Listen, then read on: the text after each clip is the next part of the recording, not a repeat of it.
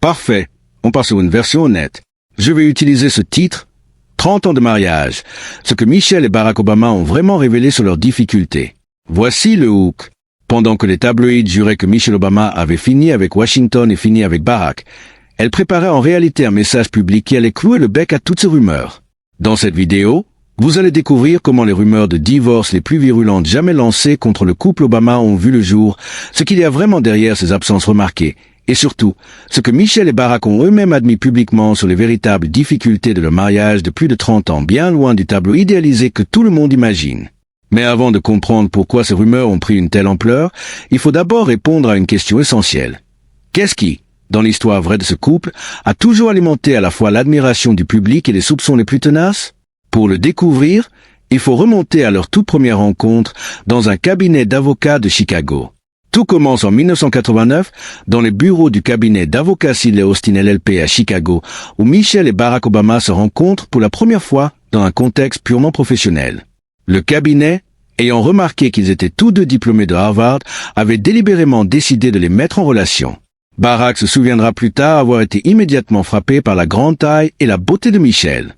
Mais leur première rencontre reste empreinte d'une certaine retenue professionnelle, mêlée d'une hésitation personnelle bien réelle. Un mois plus tard seulement, le 1er juillet 1989, Barack franchit le pas et invite Michelle à leur tout premier rendez-vous, une journée qui allait changer le cours de leurs deux existences. Au programme, une glace chez Baskin-Robbins, une visite dans un musée d'art, puis un film de Spike Lee. Barack décrira plus tard ce moment avec une image marquante. Je l'ai embrassé, et c'était comme goûter du chocolat. Michelle, d'abord sceptique face à ce qu'elle jugeait être des avances un peu maladroites, se laisse pourtant rapidement séduire par sa sincérité. Nous avons tout de suite accroché, confiera-t-elle, et à la fin du rendez-vous, j'étais conquise.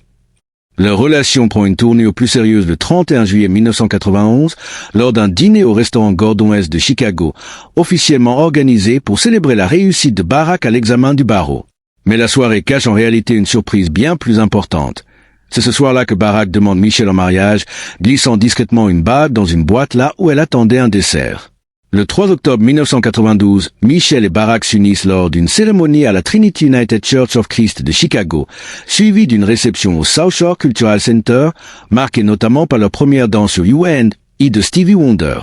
La vie de famille s'installe rapidement comme un pilier central de leur relation. Bien que le chemin vers la parentalité s'avère semé d'embûches, Michelle révélera plus tard, dans ses mémoires Becoming, avoir traversé plusieurs fausses couches et suivi des traitements de fécondation in vitro avant la naissance de leur première fille, Malia, le 4 juillet 1998. Près de 3 ans plus tard, le 10 juin 2001, leur famille s'agrandit avec l'arrivée de leur seconde fille, Sacha. Parallèlement, la trajectoire politique de Barack se dessine rapidement. Élu au Sénat de l'Illinois en 1996, puis au Sénat américain en 2004, il annonce sa candidature à la présidence le 10 février 2007, entouré de Michelle et de leur fille.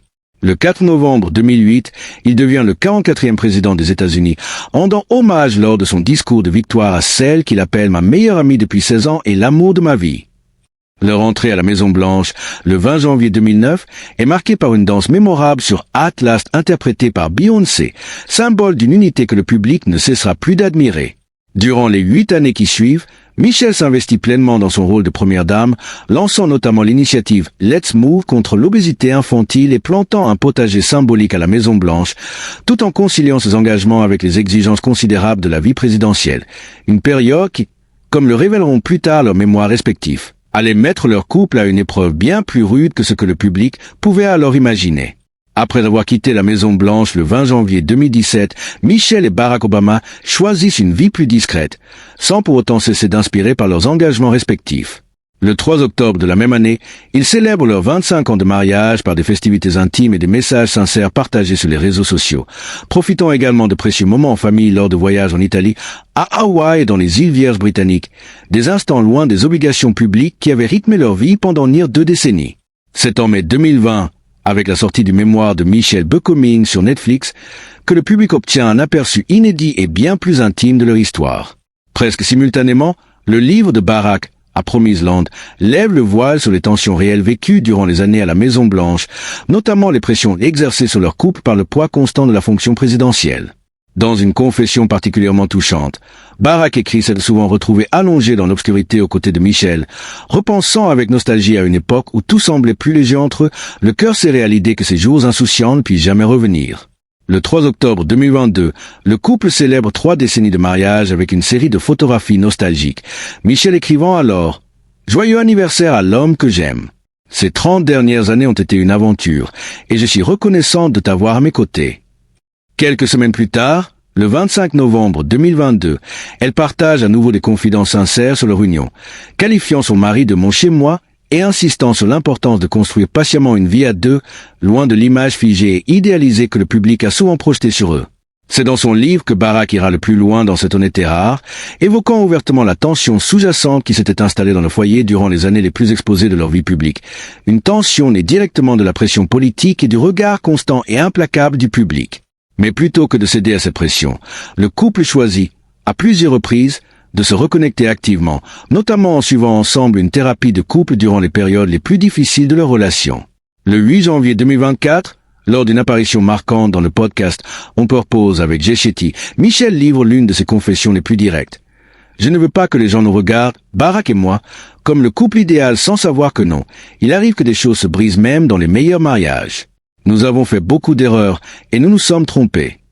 Elle explique qu'au début de leur union, leur désaccord pouvait durer plusieurs jours entiers, mais qu'avec le temps, ils ont appris à mieux gérer les conflits, privilégiant systématiquement la recherche de solutions plutôt que l'abandon. Si j'avais renoncé, confiera-t-elle, j'aurais aussi manqué toute la beauté qui se trouvait là. En août 2024, le couple réapparaît uni sur la scène politique en soutenant la candidature de Kamala Harris, leur présence commune à la Convention nationale démocrate venant rappeler, une fois encore, qu'il reste un front solidaire malgré des décennies sous le feu des projecteurs. C'est précisément cette honnêteté assumée, admettre les fissures sans jamais nier l'engagement, qui distingue le couple Obama des récits sensationnalistes qui ont tenté, à plusieurs reprises, de fragiliser leur image publique. Loin d'être le couple parfait et lisse que beaucoup ont voulu imaginer, Michelle et Barack Obama offrent finalement une leçon bien plus précieuse. Celle d'un amour qui dure non pas parce qu'il est sans difficulté, mais parce que les deux personnes concernées ont choisi, encore et encore, de continuer à se battre pour lui.